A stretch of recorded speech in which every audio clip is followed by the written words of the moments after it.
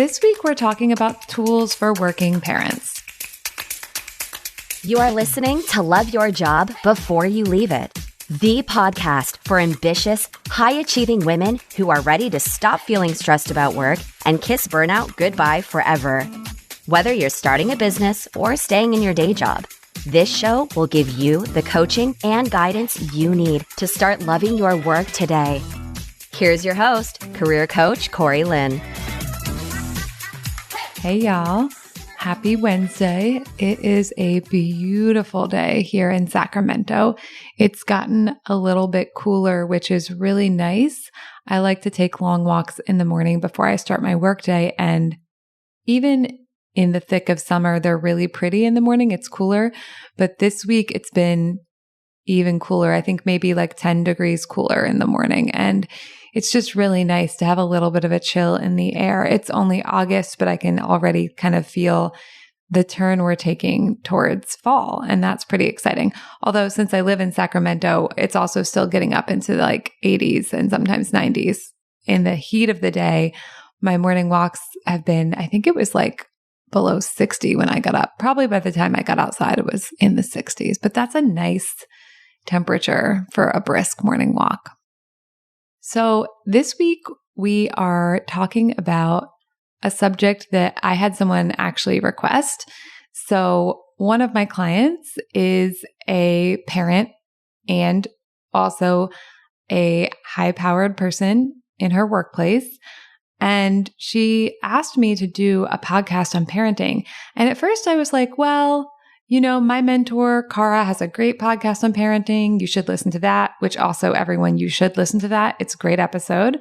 We can link it in the show notes. But my client said she really wanted to hear how I would teach about parenting, and specifically how I would teach about parenting from the lens of this being a podcast that's about work. Because she said that one of the things she wanted most from coaching was to figure out how to be successful in her work while also being the parent she wanted to be. And I'll be honest, I was a little nervous to do this podcast because I don't have children. And as y'all know, I have no intention of having them. I talk about that sometimes. And I realize that coaching tools are amazing and they're very effective. And I want to call out that sometimes I'm coaching on stuff where I don't have the lived experience, and I'm a human. So I do sometimes get nervous about that. That being said, I think coaching tools are incredibly helpful for this particular thing. And so we are going to do a whole podcast on it. My client totally convinced me that this is exactly the right thing to talk about on my podcast, and that my people need to hear it and they will benefit from it. And that's really what I want from the podcast. I want y'all to benefit from it, whether you come and work with me one-on-one, like my client I'm talking about, or whether we never say words to each other in the real world. I'm here for you, and I consider all of you my clients, even if you never come and be my literal client in my business. Just by listening to the podcast, you are my client. So as long as you want to be, consent is important. Okay. So parenting. I think this is such an important topic, even when we're talking about being happy at work, because a lot of times when people aren't happy at work and they're not satisfied in their career, sometimes it's about stuff that's happening at work and sometimes it's not.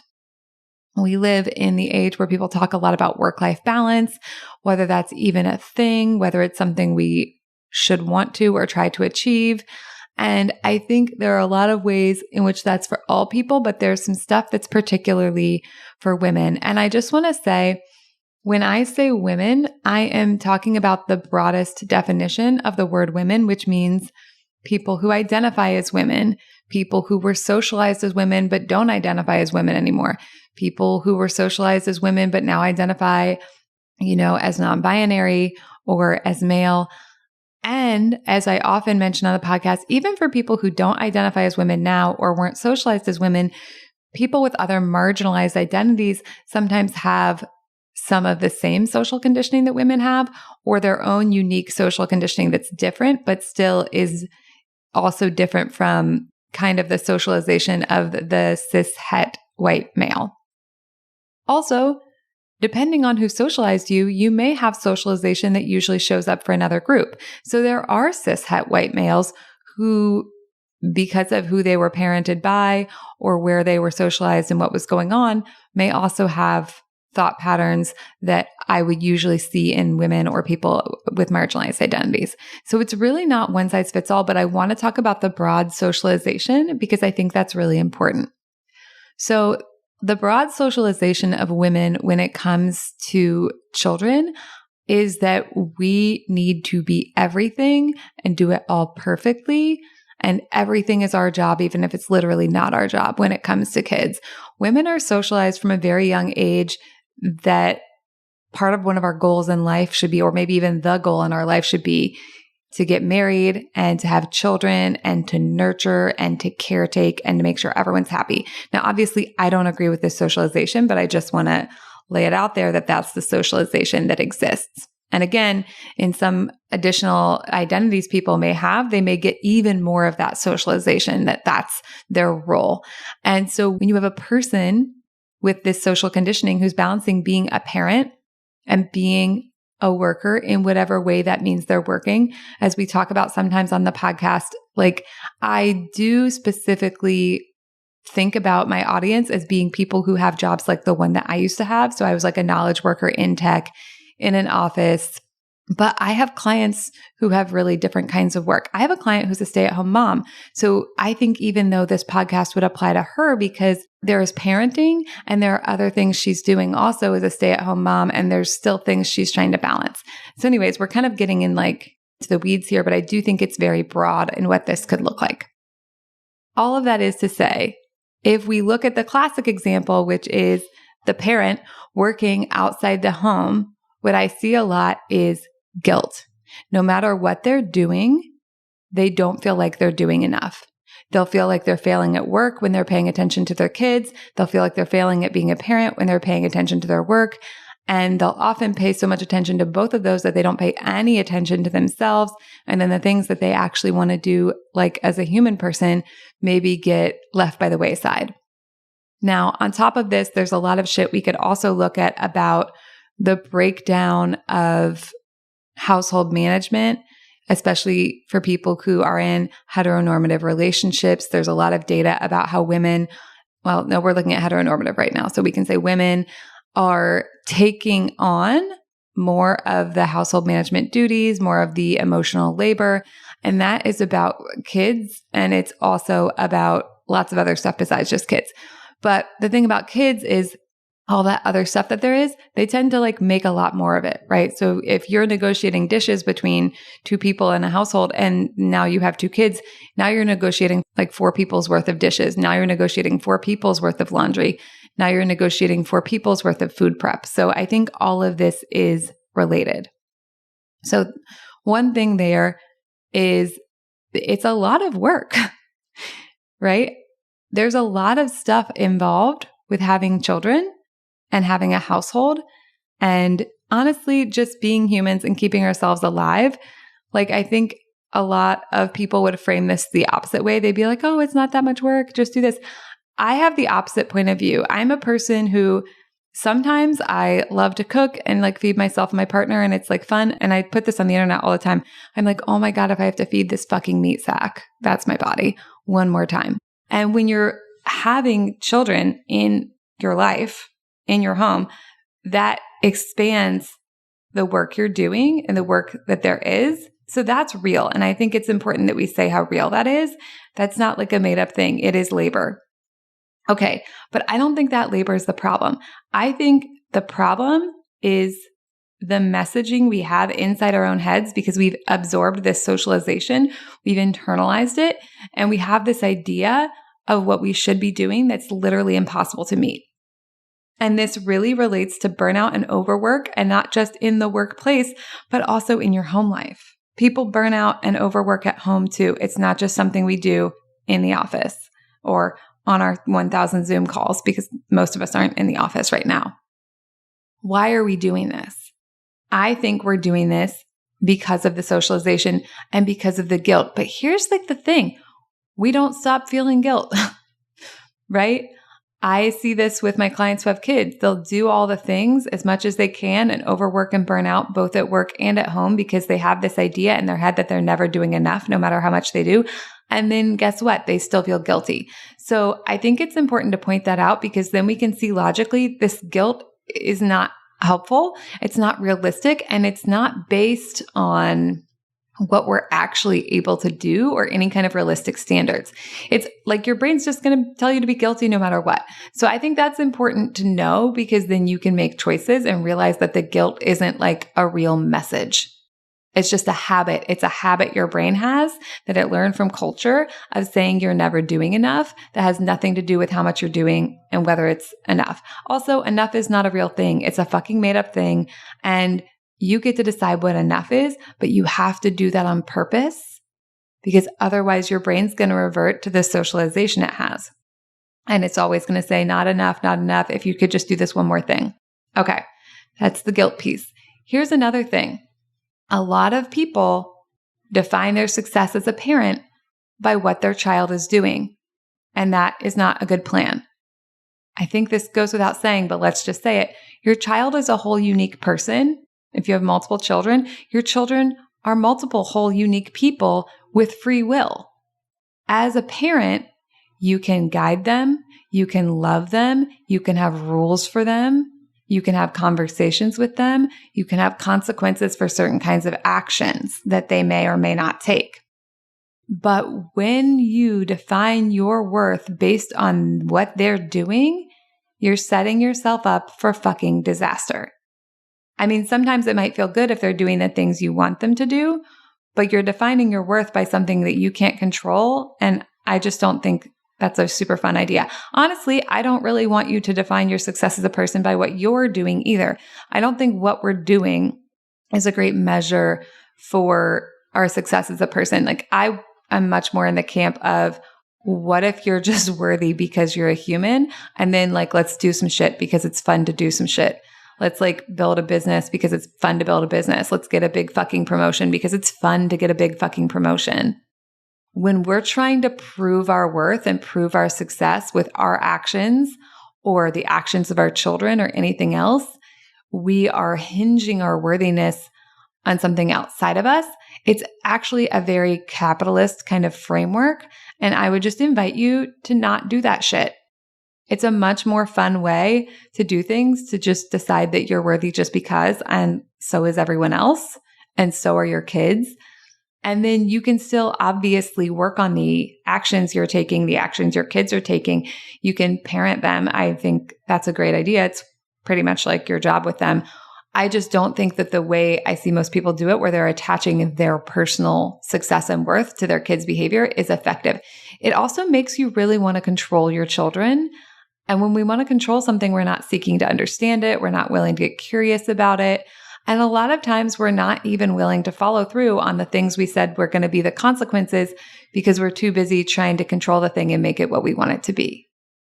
So I'm not really here to tell anyone how to parent because that's totally up to you. It's just like when should you quit your job? Like whenever the fuck you want for whatever reason you want. You get to and ultimately have to make these choices for yourself. But what I would just like to invite you to see is that it can be a much more satisfying and calm experience of parenting when you're willing to separate your worth as a parent from what your kids are doing and whether or not they're listening to you. And you can still parent them very effectively from that framework. Like I said before, we can have rules and we can have consequences. It's kind of actually very similar to when we have direct reports at work. We can't actually control them. They have complete free will. Like if they decide that they're never coming back to the office, we can, issue consequences. We can fire them, but we can't actually make them do anything. And that's how kids are too. I think we lie to ourselves and tell ourselves we can control our children, that we should. And I think that lie gets us in a lot of trouble. So here's the thing. If you're not defining your success as a parent by what your kids are doing or what they're not doing or whether they're listening or how they're behaving or whether they're hitting their milestones or whatever, how are you going to define success? I don't have an answer for you for that. You have to figure that out. That's for you. That being said, of course, I do have some ideas because I was just coaching someone on this and we were talking about like, what is actually your role as a parent? Like at the end of the day, if you can't control this tiny human at all and they're going to do whatever they're going to do, but you can guide them, you can teach them, you can love them, you can have conversations with them, you can be curious with them, you can issue consequences to them from love to help them understand your expectations and the way the world works. Who do you want to be and what do you want to be guided by?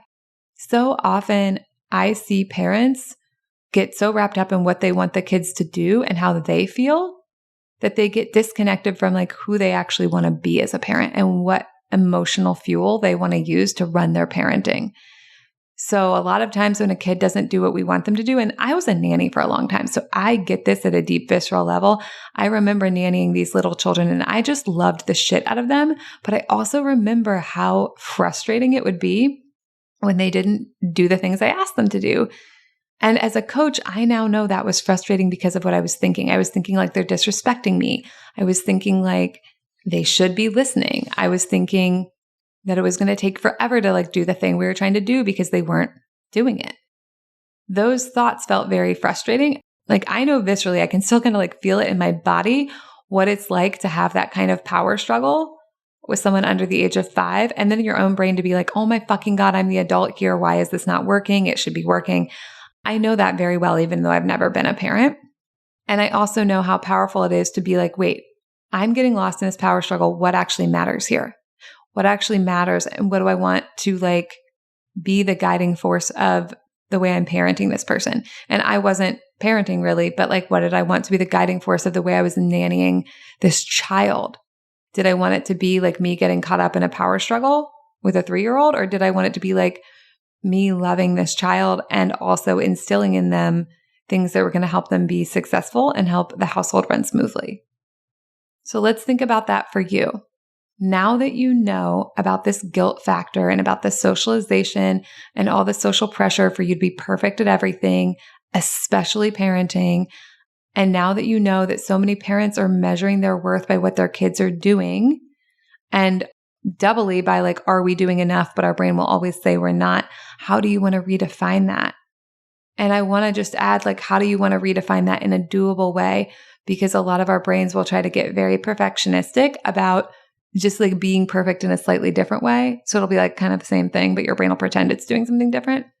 Push yourself further. How do you want to do this in a way that's absolutely not perfectionistic, that allows for the fact that your kids are not going to listen to you sometimes and you will be probably choosing to issue consequences. And there will be days when you don't spend as much time with them as you'd like to. And there will be days you don't spend as much time on your work as you'd like to. How do we define success for you as a working parent, taking into account all of that and all of the imperfections of our life and all of the internal pressures your brain's going to put on you to be doing it in a way that's literally impossible? And here's one more thing I want you to think about, which is a lot of our brains, mine included, will always say we should be doing something else, right? So I've seen this before where if someone's parenting, their brain will be like, but I should be working. But if they're working, their brain's like, but I should be parenting. So I think a great hack for this is just to think like, okay, if my brain's always going to be telling me I should be doing the other thing, which thing do I want to choose? The most freedom comes when we realize that we're not going to ever make a right enough choice that our brain will be like, good job, unless we train it to say that. That is essentially what coaching is we retrain your brain to basically say different things to you. But listen, I've been doing that for years and it is super effective in some areas, and in other areas, my brain says all the same shit it used to, and I just have to engage with that shit differently. So let's teach you to engage with that shit differently. If your brain is always going to say, ugh, you should have done the other thing, which thing do you want to choose and go all in on, even when your brain's going to make a little complaint about it? This is kind of like what I talked about in the 50-50 episode where I said, if 50% of people are going to love you and 50% of people are going to hate you, who do you want to be? What do you want to do? I would love to say that there's a perfect world where like everyone loves us and our brain never criticizes us. And if you figure out how to do that, please come teach me. But the way I've seen it be most successful is just accepting that our brain sometimes is just playing out its old patterns and they mean nothing. And if it's going to say that either way, what do we want to be doing? And what do we want our guiding principles to be? And how do we want to define success in this wildly imperfect world? As we wrap up, I just want to also mention, I think an interesting thing to think about in the context of this conversation is that the only people who usually get asked about balancing work and family are women. And by women, again, people socialized as women and people who currently identify as women. I think that's really telling. And it shows that in our society, we have so much more socialization that we place on women and what we need to do to be successful. And you're allowed to opt out of all of that. You're allowed, first of all, to decide you don't even want balance. You get to design your life however you want to. And ultimately, you already are. I know when I teach y'all about all this socialization, it can seem like someone else is designing your life, but you're the one doing it. If the socialization has been embedded in your brain, now it's coming from you, even though it came from outside. So I think that's so important to notice, because when we do, it's so much easier to change when we're like, wait, I'm actually the one directing the movie now. I learned all these director moves from our culture, but I'm the one running the shit now. And if I don't like the way it's going, good news. I've got complete control and I can change it. I know it doesn't always feel like you have complete control. It's more like you have access to the complete controls. You might have to learn how to work the complete controls. That's literally what coaching helps people do, is learn how to work the controls and engage with like the systems, both of like what you learned culturally, but also what the brain does just because it's a brain. And that's what we do. But you already are the designer of your life. It's designed subconsciously by what you thought life had to be or what you were taught life should be. And now you just get to design it on purpose. Okay, let's review.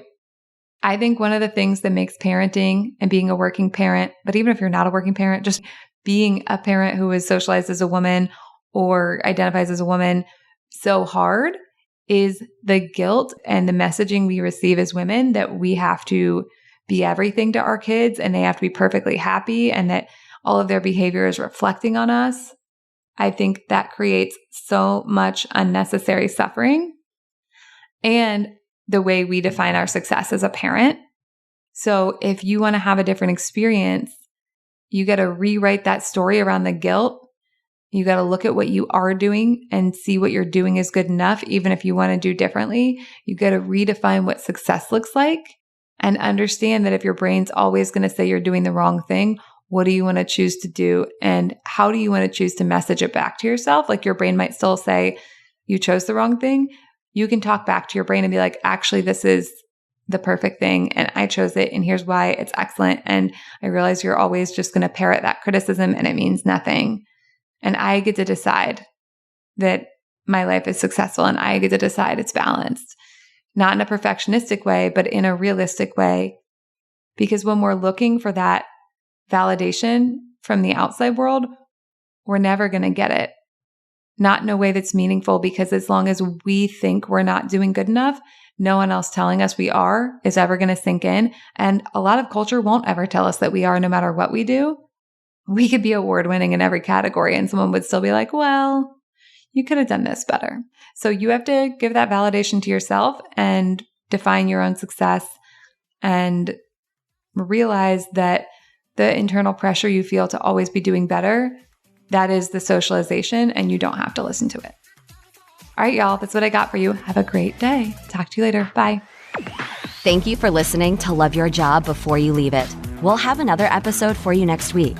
And in the meantime, if you're feeling super fired up, head on over to CoreyLynn.com for more guidance and resources.